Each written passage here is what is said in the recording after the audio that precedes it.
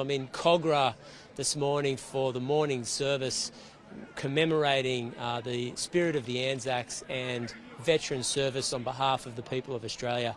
It's an important day, and it was wonderful to see literally thousands of young families in particular at the cenotaph in Martin Place this morning commemorating this important day, paying respect to servicemen and women in New South Wales, and of course those that have borne the ultimate price, and that is those that have given their life on behalf of Australia in the service of their country. We remember them on this solemn day. It's also important to note that there is a missing memorial in New South Wales, and that is a memorial to returning servicemen and women from the Iraq and Afghanistan conflicts. We do not at the moment have a memorial on their behalf in New South Wales, so we will begin consultations with RSLs as well as other veterans groups in the state to make sure that there is an appropriate memorial that commemorates their service on behalf of the people of this state, and in particular commemorates those that lost their lives representing Australia overseas in a theatre of combat. Those Iraq and Afghanistan war veterans have come back to this country.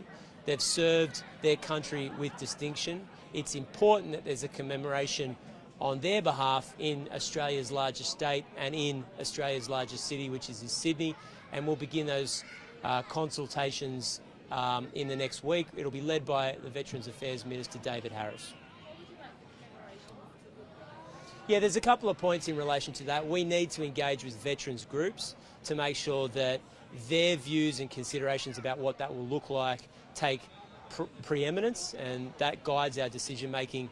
But at the end of the day, the Afghanistan war, or the Afghanistan theatre of war, began in late 2001.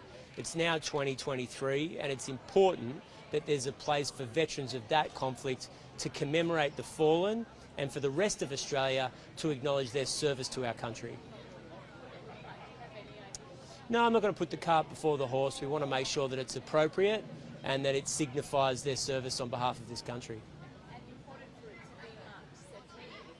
It is. If you look at commemorations across this state, there are important places to commemorate the service of World War I diggers, Second World War diggers, of course, Vietnam and Korea.